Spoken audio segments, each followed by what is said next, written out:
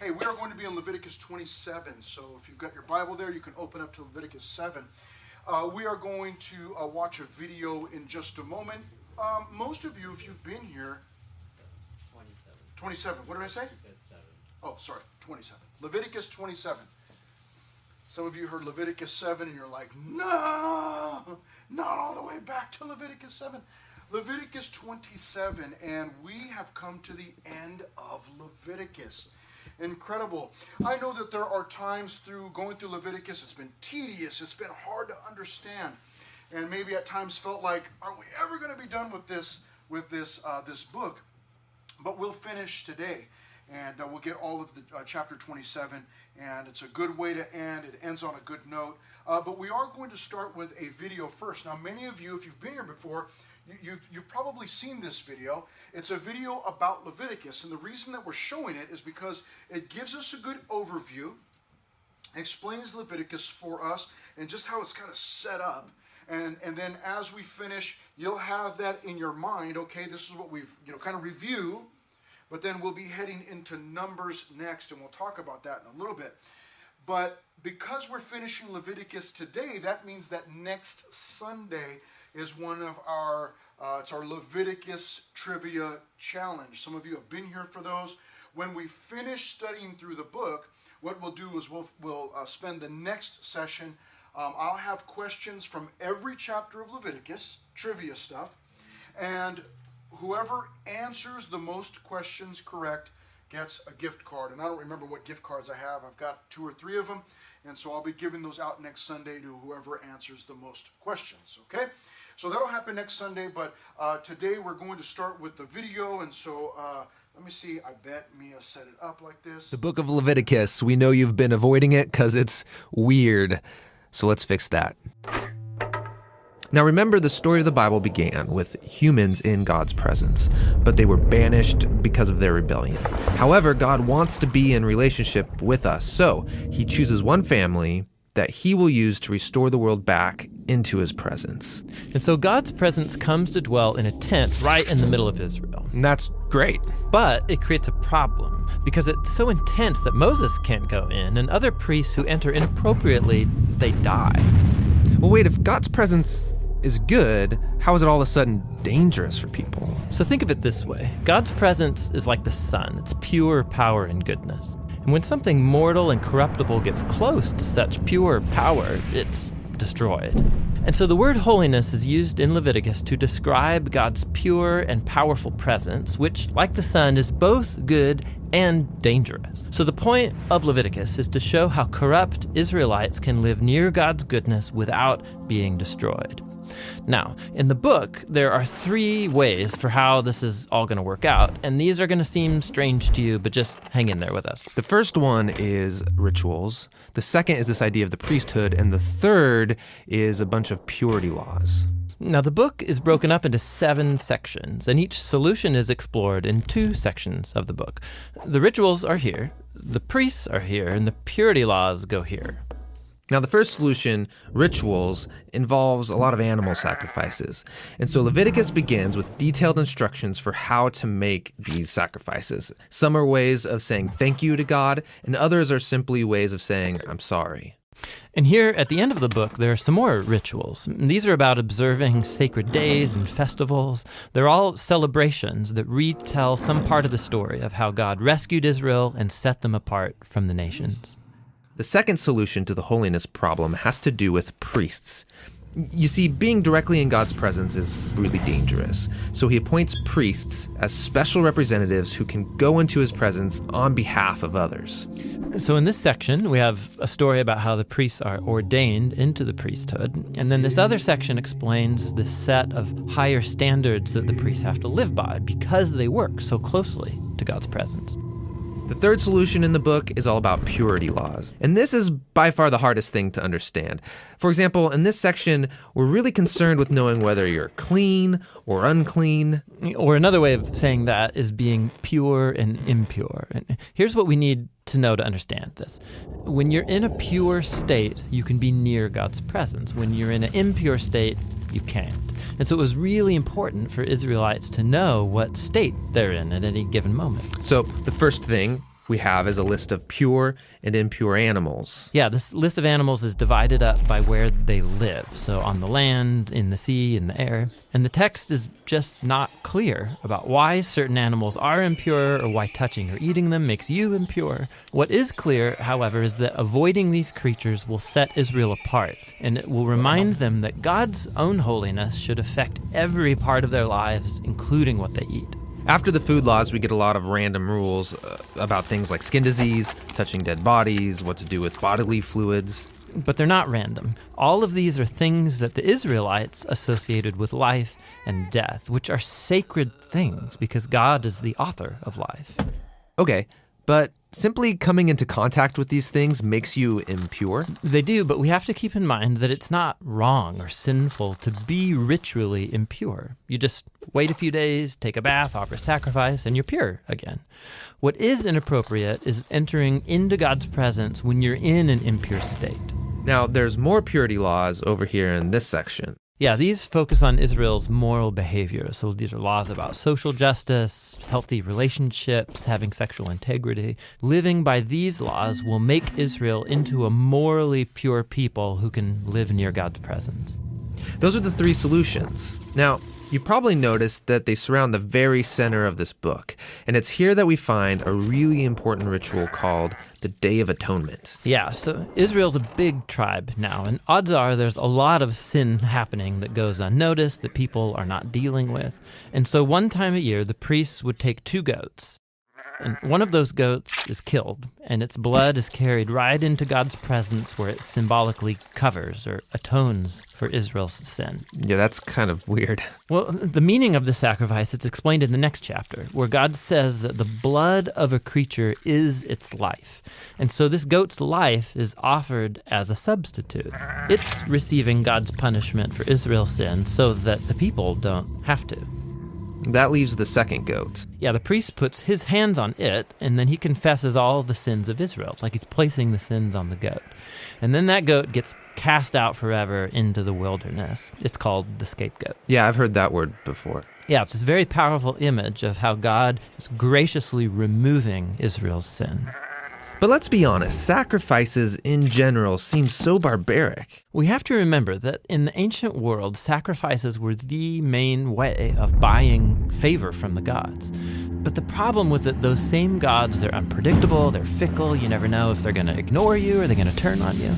And so it's in this cultural setting that we see Israel's God as totally different. He does get angry about human corruption, but it is never arbitrary.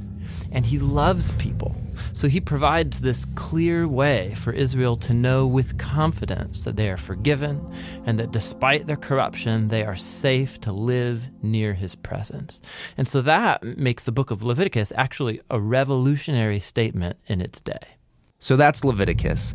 But Israel's still at Mount Sinai in the middle of the wilderness. They need a place to live. Yes, the land God promised to Abraham. And so the journey to that land is what the next book of the Bible is all about. Hi, this is Tim. And this is John. We believe the Bible is telling one overall story from beginning to end. And so we're making videos about each individual book of the Bible, its unique design and message, and then how it fits into that overall storyline. We also make theme videos where we take one biblical theme and we trace it from the beginning of Scripture all the way to the end. We're a nonprofit, and we want to give all these videos away for free. So you can join us in making them by going to jointhebibleproject.com. You could give a one-time gift, a monthly gift, a few dollars, a lot of dollars. Anything will help, and we'd love you to join us in making these. If you go to our website, you can download a full resolution version of this video, play it in your church or school or whatever. We also have study guides to help you get through the content with other people. It's all for free at jointhebibleproject.com. Okay, so we get as we finish up, we get this overview before we leave the books. We have this idea of what Leviticus is all about. I've been saying throughout every chapter, every week, that the big picture is that God saved his people from Egypt. He got them out of slavery. And what he does in Leviticus is he starts working on getting slavery out of them. It's rooted deep within their heart. We saw it early on when Moses disappeared for a while. He was up on the mountain talking with God. They got tired of waiting. They made a golden calf and began to worship that golden calf. That was in their heart. It was just natural to them. That's what they did. It's because they were slaves in Egypt. They lived like the Egyptians did. And so now God has been in the process all through Leviticus teaching his people how to live, how not to be a slave to those things. And the story will continue on into Numbers, which we will get to later on. But Numbers is a fun book. Numbers has some of these instructions from Leviticus that God continues to train his people. But then we get more narratives in between the instructions. What's a narrative? A narrative means that we get the story continues. So we're not just at Mount Sinai anymore. Now we're traveling along toward the promised land, toward Canaan, and we'll see that through the book of Numbers. It's a great book. But we'll get to that at a later time. Leviticus chapter 27, we are going to finish up. It's all about consecrating. And consecrating, does anybody remember what it means to consecrate something? Anybody at all? Those of you that were on the Mexico mission team, this is what we were talking about here. Remember that? It's like, I know the answer, but there's no way that you're going to get me to raise my hand, because if I do that, then somebody will look at me. We can't have that. Consecration. I'm glad that you don't know what it is, because I'm going to teach you something new right now. And then later on, I'll ask you what consecration means. So I'm going to tell you what consecration means right now, and then later on, I'll ask you what consecration means, okay? So I'm going to tell you what consecration means right now, and then a little bit later, I'll ask you what consecration means, okay? So does anybody know what consecration means? Okay, good. I'm going to tell you, okay? And then I'll ask you about it a little bit later. O'Neill? It's supposed to make holy. Good. Yeah, make it holy. Set it apart. It's for God's service. Okay? So I'll ask you that again a little bit later on. Consecrating. And the first thing that he starts with is consecrating people. Okay, let's see what this has to say. Verse 1. Now the Lord spoke to Moses, as he always does, and this is what he says. Speak to the children of Israel and say to them, when a man consecrates by a vow certain persons to the Lord according to your valuation. Okay? So this chapter is all about consecrating things to the Lord and a price that is put on that person or on that object. Okay? We'll look at persons, we'll look at people, we'll look at property, we'll look at animals and houses and different things that are dedicated to the Lord, and a price that goes along with that. And I'll explain to you why that is.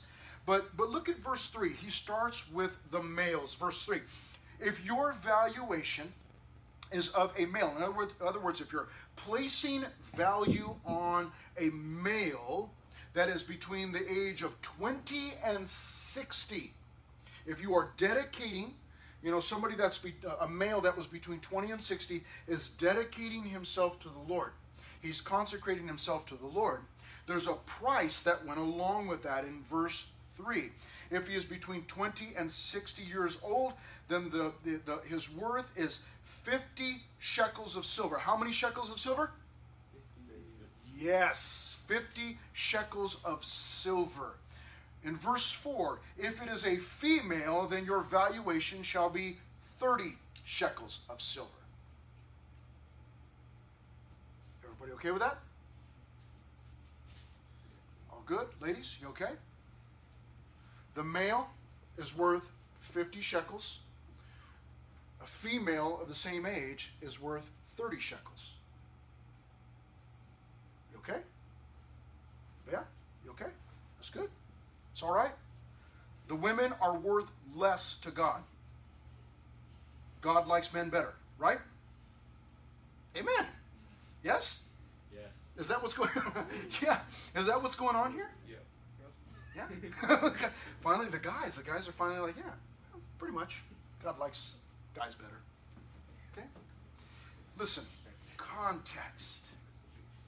As you guys get older and you have your own families, there might be a time when you are no longer attending revival. I'm teaching you valuable life lessons here.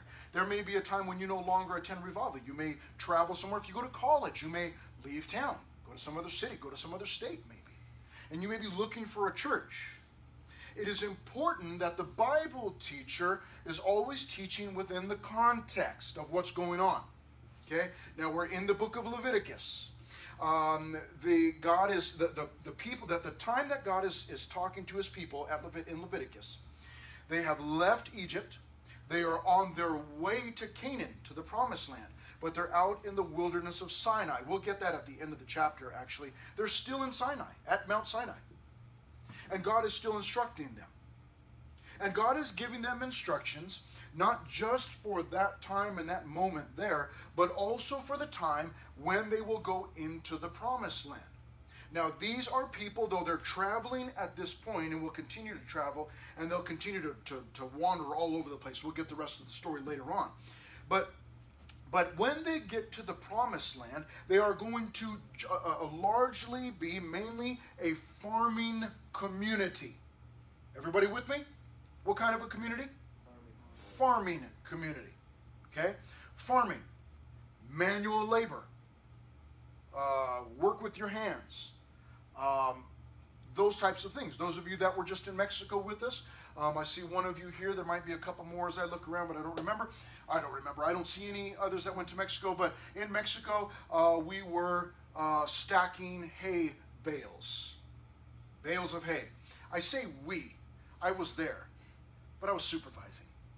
Someone's got to supervise. And so we were stacking bales of hay. It was hard work.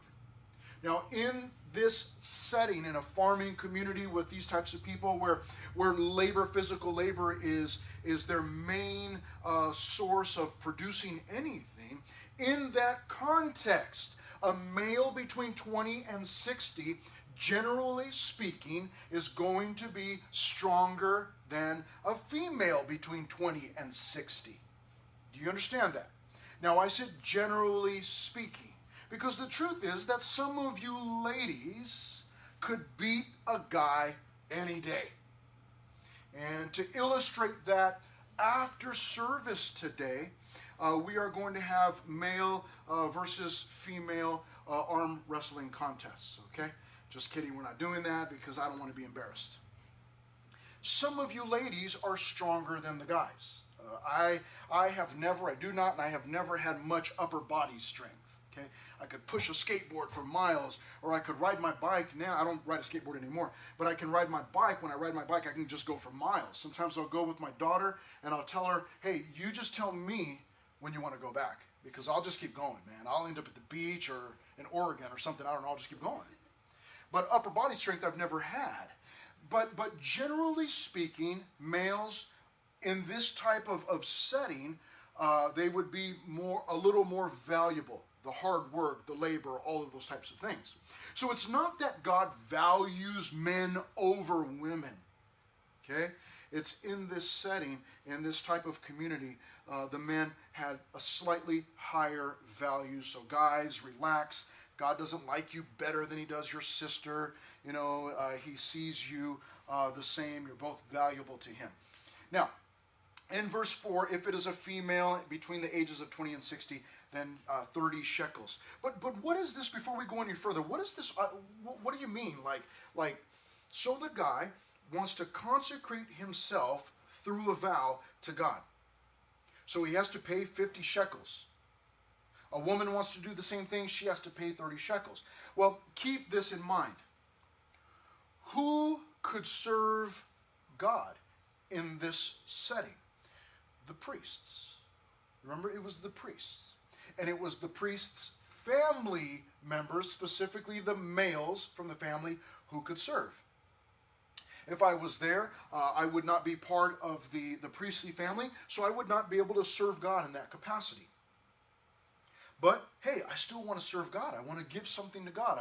I love God. I want to consecrate. I want to surrender something to him. Well, God makes a way for them to do it.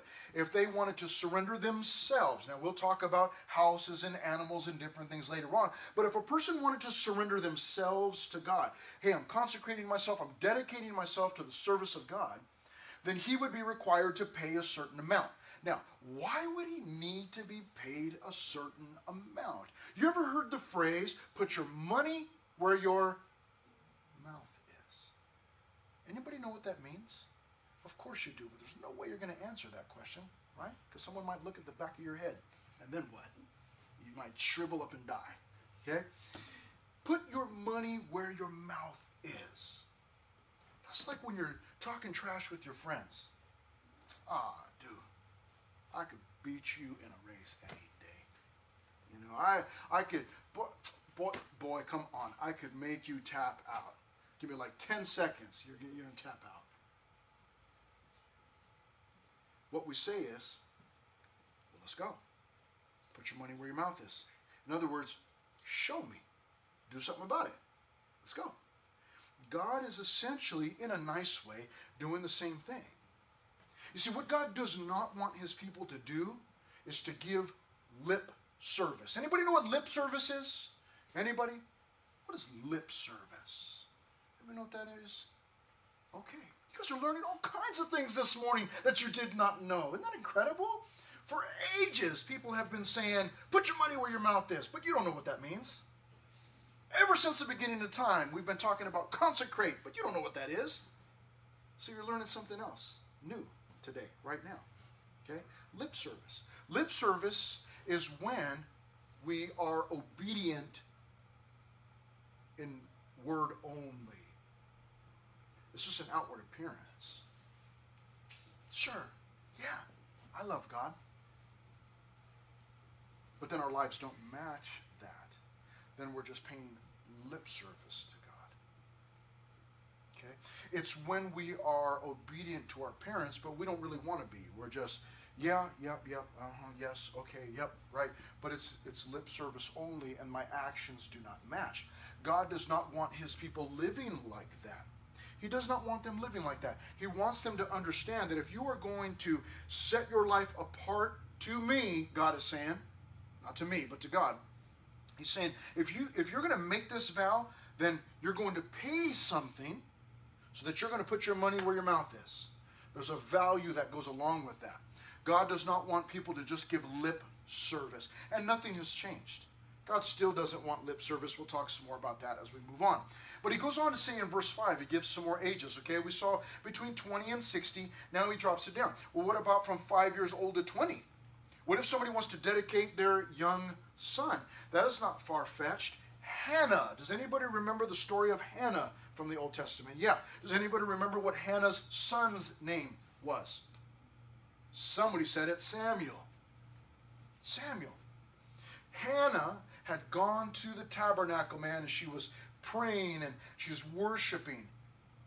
And she's saying, God, if you give me a son, I will give him back to you. That lady was like your mom. She was not playing. She said, if you give me a son, I'll give him back to you. And when she had a son, I think he was 5 years old, when she took him back to Eli, the high priest, and said, here you go, here's my son. I told God if he gave me a son, I'd give him back, and here he is. Can you imagine Eli? Like, what am I supposed to do with this little boy? I would have been like, no, you're not leaving him here. I am not called to children's ministry. No, you got to go. You got to call somebody else. Call Pastor Heath. I don't know. I don't do that. But she said, look, God gave me this son. God gave me a man. And I'm giving him back to the Lord. And she literally did that.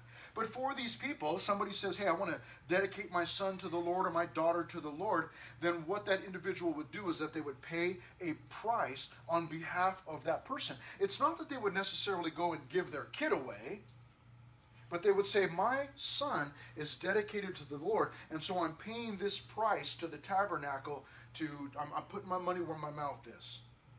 This is my dedication to the Lord. He goes on to say in verse 6, and from a month old up to 5 years. The males are 5 shekels, the females 3 shekels of silver. And if from 60 years old and above, it's funny that our society oftentimes does not value elderly people. Won't like the elderly. Oh man, they're slow. They forget things. They get in the way. When they're driving, man, oh my gosh, this old man, this old lady or whatever. Oftentimes with our grandparents, we do not place as much importance on them anymore.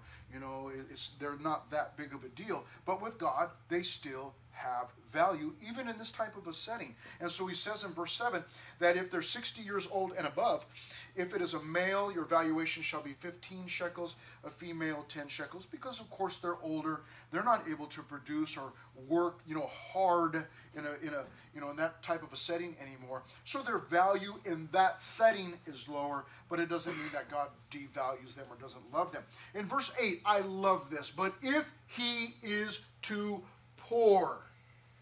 See, because some of you right now are thinking, okay, dedication, that's great, but paying 50 shekels of silver, you're thinking, hey, I don't have any money. There may be a few of you in here that have a job, but most of you don't have a job. You're living off of mom or dad. And so you might be thinking, okay, this is great, but like so many other chapters in Leviticus, what does this have to do with me? Well, look what God does. But if he is too poor, maybe that's you.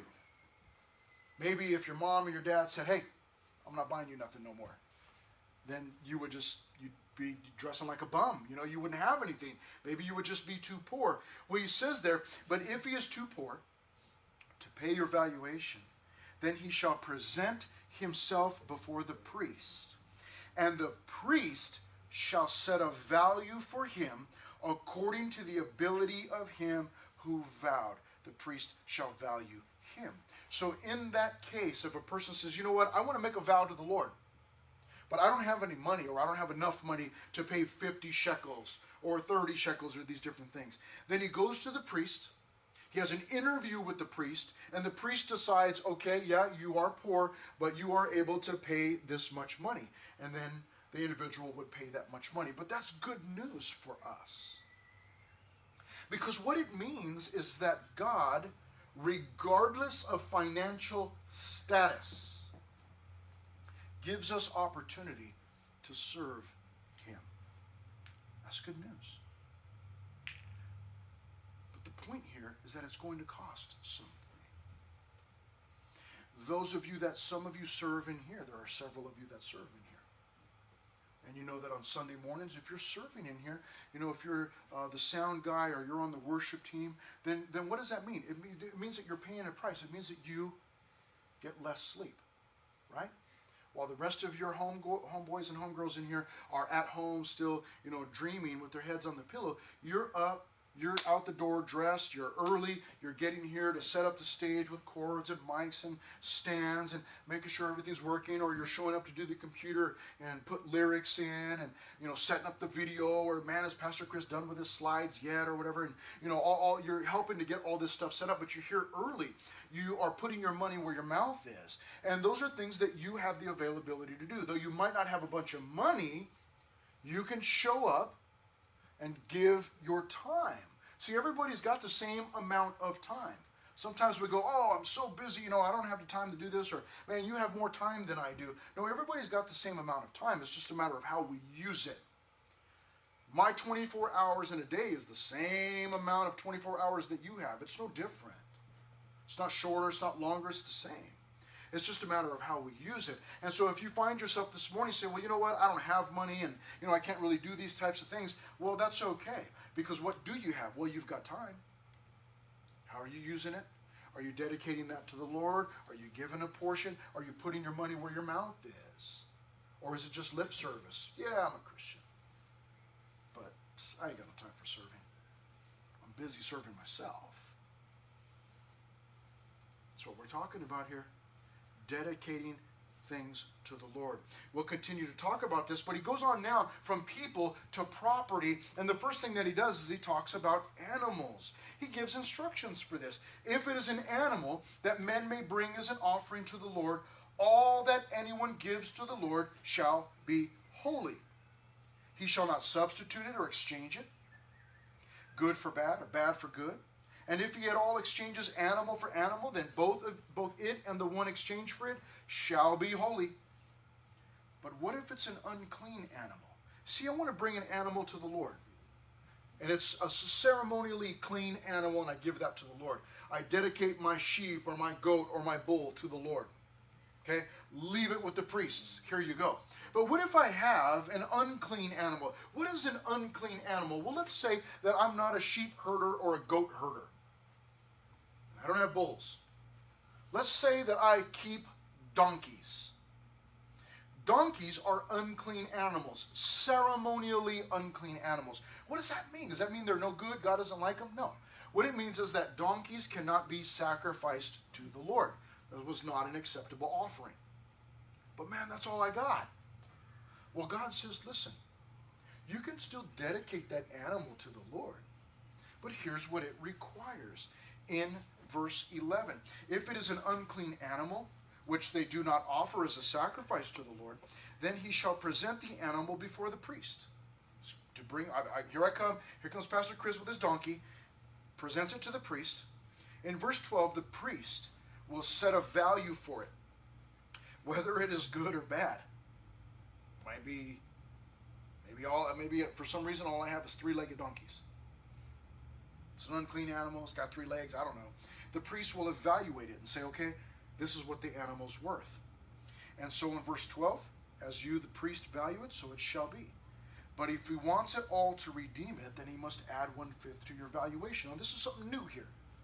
I bring my unclean animal, my donkey. But then I decide, I dedicate it to the Lord, but then I decide I want to redeem it back.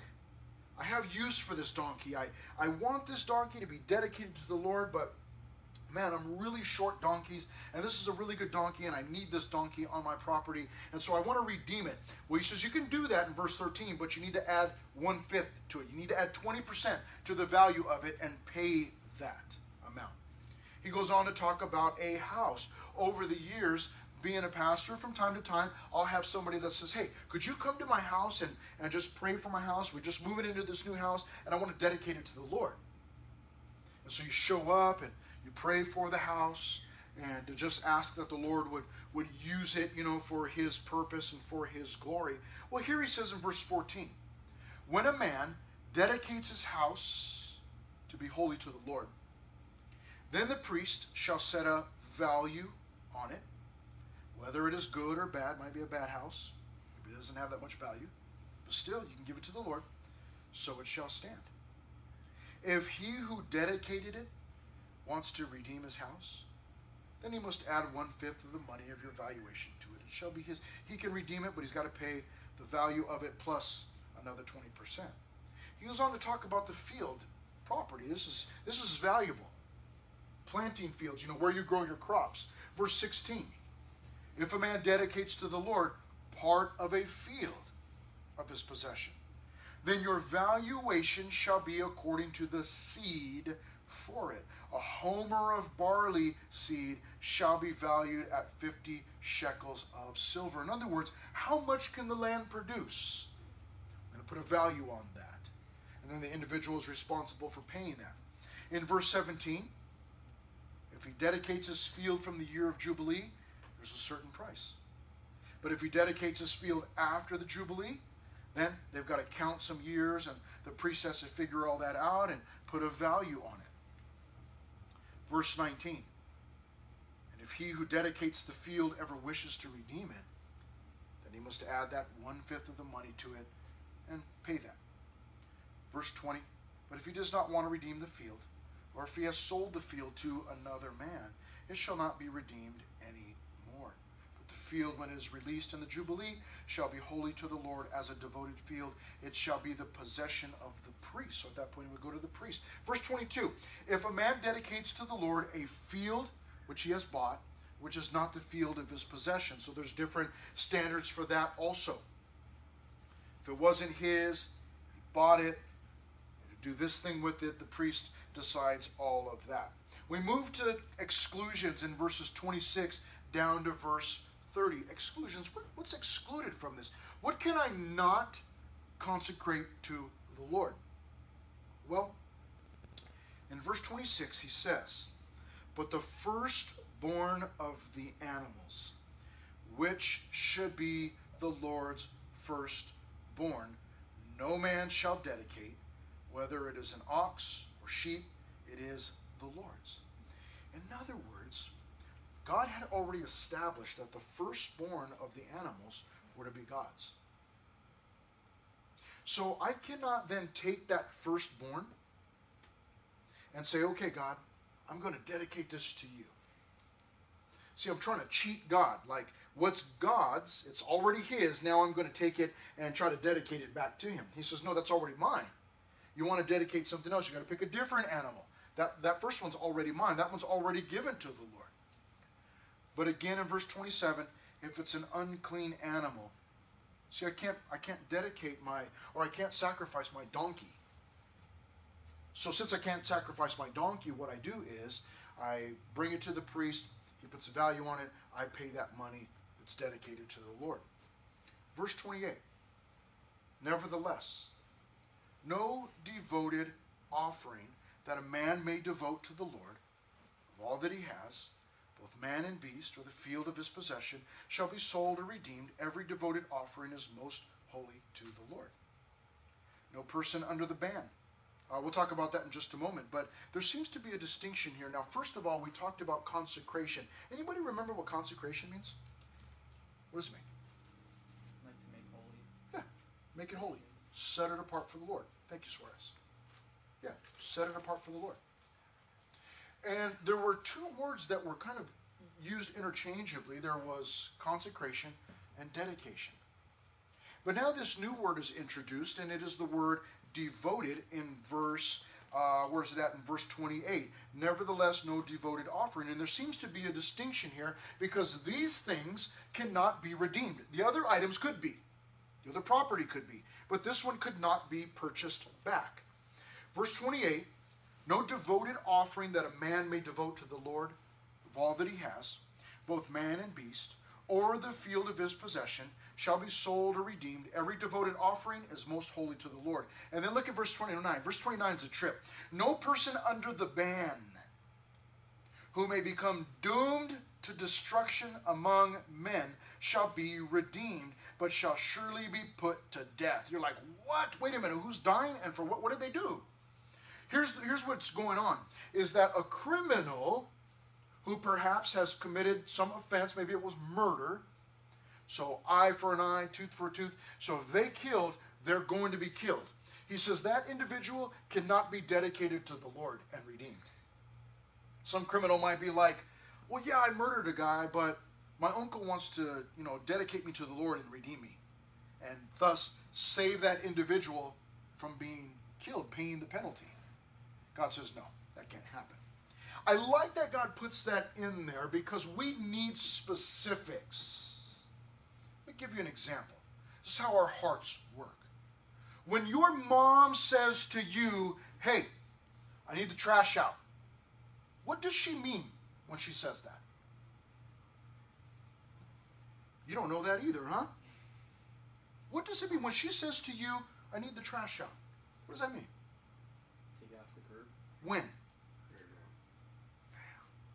Right now. Thank you, guys. Yes. When she says, I need the trash out. But you know what happens for some people? None of you, I know. I know none of you. Mom says, hey, take the trash out. You'd be like, uh-huh.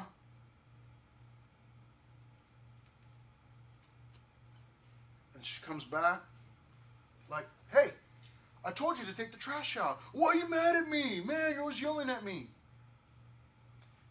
See, because when she said take the trash out, what she meant was stop what you're doing, get up, take the trash out right now. That's what she meant. Hasid knew that. He knows how mom works. Right? But some of us play dumb, man. Oh, you meant this week? Oh, you meant today? I didn't know you meant right now. I'm texting my friend to find out about homework. We always want to use that one. Oh, and I'm just trying to find out about homework. Lies. When mom says take the trash out, when dad says go pick up the dog poop, when, go pick up your laundry, they don't mean when you're ready.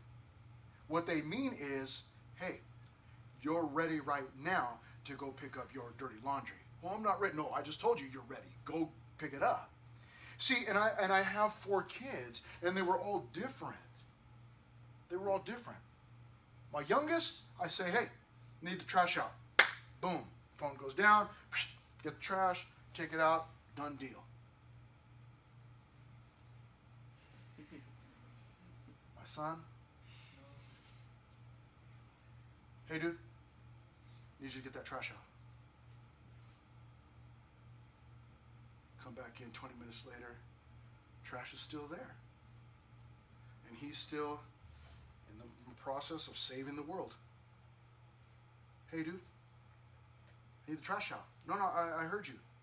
Yeah, but I didn't mean when you're ready. I meant right now. Put it down. Go out. And I remember all of my kids were different when they were younger. They were all I mean, they're still different, but they were younger. And for some of them, I had to be real specific. Hey, I need the trash out in the next 2 minutes. But no. There is nothing on that phone worth your life. Get it out, or I'm going to take it out. And when I take it out, I'm going to take you out too. Sucker, get up. Some of us need specifics, man. And you're like, wait, did my mom come in here and talk to you? No. It's just how the human heart is. Like, if you don't tell me not to do it, then it must be okay to do it. The Bible doesn't say don't smoke crack, so it must be okay. Seriously? God here has to be so specific. Like, listen, as you're redeeming, talking about somebody's thinking, oh, wait a minute, my homie ended up in prison because he killed somebody, but if I go and dedicate on his behalf, I dedicate him, then I can redeem him back. That's the plan. And God says no. If he's a criminal and he's on death row, you cannot redeem him. No. But it's funny that God has to be specific about that, because that's how the human heart works. Like, oh, how can I get around this? How can I cheat? How can I cut a corner? Right? We love to cut corners, man. How can I get over on somebody? How can I get out of this? So God says, no, that's not going to work. A criminal whose penalty is death, you cannot redeem them back. That's done. Now, he finishes up in verses 30 through 33 talking about tithes, and of course this is where we finish here. We'll finish in verse 34. We'll get there in just a moment. But he says, and all the tithe of the land. Now he's talking about 10%. Whether of the seed of the land or of the fruit of the tree is the Lord's. It is holy to the Lord. It's already been established. The first fruits were to be given to God. If a man wants at all to redeem any of his tithes, he shall add 1/5 to the value and pay that. And concerning the tithe of the herd or the flock, of whatever passes under the rod. What passes under the rod means a shepherd, somebody that keeps animals, would have a rod, and they would use that to count their animals. So he's saying whatever passes under the rod, whatever's been counted. It's like maybe you have a big family, you come to church, it's time to leave, and your big family, your siblings, they're just all over the place, man. Right? And your family, I used to whistle for my kids when they were little at church. I would just, I can whistle super loud, and then they would hear that. You'd see like, oh, I gotta go, and here comes one, and then here comes, this other little brown kid, and they're all running from different places, because you get to church. When you grow up in church is home, man, and then the kids get there to the van. I drove a minivan. Pastor Chris used to drive a minivan, and I drove a minivan, and then they get to the church, to the van. It's like I'm watching them, I'm like, where are your shoes? Oh, I left them in the nursery. I was upstairs eating communion crackers or whatever. And some of you know what's up, right? And I'd be like, go get your shoes. Or somebody, or once, sometimes they'll come and they got like one shoe on. Where's your other shoe? And then they just look at you like, oh, I didn't know. I don't know. Go find your shoe, man. Go get your chunk on or whatever. But then as they're getting in the van, you're counting, okay, 1, 2, 3, 4. Maybe some of you have bigger families, like 1, 2. They're coming from all over the place. 1, 2, 3. It's the same thing. He says, as they're coming in, he says, you're counting 1, 2, 3. And then he goes on to say that in verse 33, verse 32, as they're counting, that the 10th animal is to be holy to the Lord. Is to be given to the Lord. Verse 33, he shall not inquire whether it is good or bad, nor shall he exchange it. And if he does exchange it at all, then both it and the one exchanged for it shall be holy. It's got to be a straight swap, man. You can't be like, hey, I dedicated that cow, that bull to the Lord. But that's a really good bull, man. Can I bring you this other one that only has one horn? No. You got to give the one to the Lord. If you're going to exchange animals, they got to be the exact same, he says. And in verse 33, it shall not be redeemed. And then here it is, the finish line. For those of you that were here for Leviticus 1:1,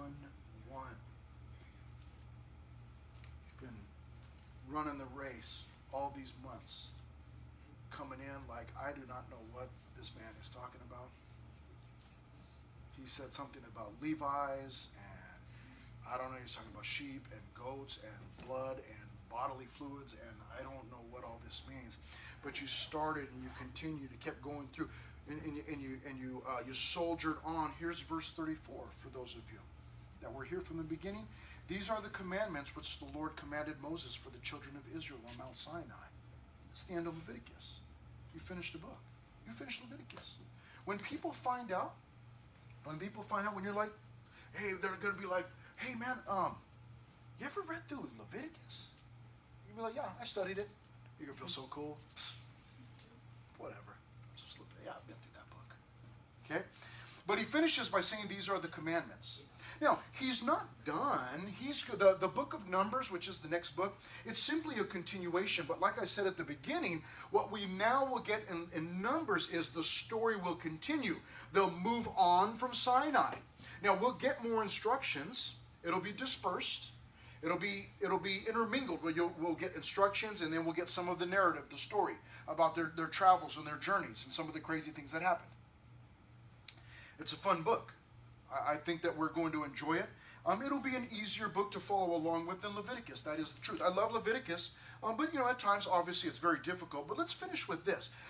We finished Leviticus talking about consecration. It's a popular theme throughout the book of Leviticus. Consecration, setting things apart, redemption, animals, all of these things. It's a good note to end on. Let's talk about separation. Let's talk about dedication to the Lord. Did you know that David in Psalm 51, now remember in Leviticus, God gave them, hey, you got to sacrifice this, and you need to do these things and follow these instructions. David in Psalm 51 said, for you do not desire sacrifice, or else I would give it. You do not desire sacrifice, or else I would. Why does he say to God, you do not desire? He says, for you do not desire sacrifice, or else I would give it. He says, you do not delight in burnt offering. The sacrifices of God are a broken spirit, a broken and a contrite heart. These, O God, you will not despise. Al corazón contrito y humillado no despreciarás, oh Dios. God would not deny those things. Why would David, if God is just finishing Leviticus, giving us all of these sacrifices, all of these instructions, and burnt offerings and all of these things, why in the world would David say, you do not desire sacrifice, or else I would give it? You do not delight in burnt offering. Why would he say that? Well, it takes us back to what we were talking about earlier, when we said,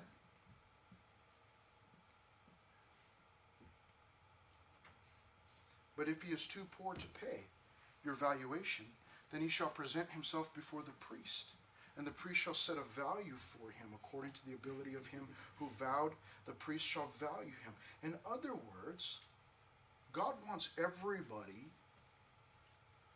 to have an opportunity to sacrifice. God wants everyone to surrender their heart to God. And what he does not want is lip service. And David understood that in Psalm 51. You see, Psalm 51 was written after David had fallen into sin with Bathsheba. And now he's been found out, he's been caught. And he responds with Psalm 51. Have mercy upon me, O God, according to your loving kindness, according to the multitude of tender mercies. Blot out my transgressions. Wash me thoroughly from my iniquity. Cleanse me from my sin, for I acknowledge my sin. My transgressions ever before me. Goes on to say, against you and you only have I sinned and done this evil in your sight, that you may be found just when you speak and blameless when you judge. David understood that sacrifices and burnt offering mean nothing if your heart is not engaged. And so, as Paul says, I may give my body to be burned. I may be a martyr. Or let's put it in our terms. I may take off to Mexico on mission trips, or take off to Nicaragua on mission trips. Or I may show up early on a Sunday morning and serve, or I may come in on a Wednesday night and serve. But if my heart is not engaged, then it's just lip service, church. What God wants before our service, more than sacrifices, more than burnt offerings, what he wants is our hearts. That's what he wants. He wants a love relationship with me. And I have got to be careful, because I have been a Christian for so long that sometimes these sacrifices in the service, they just become, oh, you know, it's just what I do. For me, I get paid for it. So, you know what? I have to be there because I get paid for it. I've got to check my heart constantly to make sure that my heart is still committed to the Lord and that I'm not just doing this just to get paid. You have to do the same thing. You've got to check your heart and say, well, wait a minute, what am I doing? Does my heart belong to the Lord still? I mean, you're saved. I don't doubt your salvation. But if you're a Christian, have you gotten into a place where, you know what, well, it's just what we do. It's just habit. And it's a good habit. But if it's just become a habit, then I got to stop what I'm doing. I got to check myself. I got to make sure that I've got a broken spirit, a broken and contrite heart, because God does not despise those things. He wants that heart to be humbled, to be broken. That's what he's looking for. Paul said it this way in Romans chapter 12, I beseech you, brethren, by the mercies of God, that you present your bodies a living sacrifice, holy, acceptable to God, which is your reasonable service. It's reasonable. God has been gracious to us and forgiven us and given us so much, it's reasonable that I should give my life back to him. Before I give my practical service, before I do anything with my hands, before I serve in any capacity, is my heart right? And so the leadership team, before service on Sunday mornings and on Wednesday, except not this morning because we were heathens this morning, but normally we'll go outside before service and we'll pray and let's get our hearts in the right place. Check ourselves. Let's make sure we're in the right mindset and not just, oh, well, it's just what I do. I just teach and you just do the computer and you just do the sound and, okay, let's just go. Okay, hurry up. Are we done? Okay, let's get out of here. We got to go watch the game or, go catch lunch or whatever. No, I want to make sure that my heart is his. That's what God wants from us. And so, yes, God is giving them the burnt offerings and the sacrifices, and he wants them to do those things. But what he wants is their hearts engaged as they do those things. And if they're just doing those things without their hearts engaged, then it's no good. Then it's no good. And we all find ourselves here this afternoon. We're those poor people. It's like, what do I have that I can give God? You got nothing. The Bible says that our righteousness is like filthy rags. The best that we are is like filthy rags. So I don't have anything to give to God. But it's a good thing. What did he say? But for the poor, even the poor can come and bring. Even those that don't have anything still have something to dedicate. You young people, what do you have? You got time. Maybe you have money, but you got time. You got your health. You're young, fit, strong. You can give that to the Lord. But just make sure you're doing it with your heart engaged also. Father, thank you so much for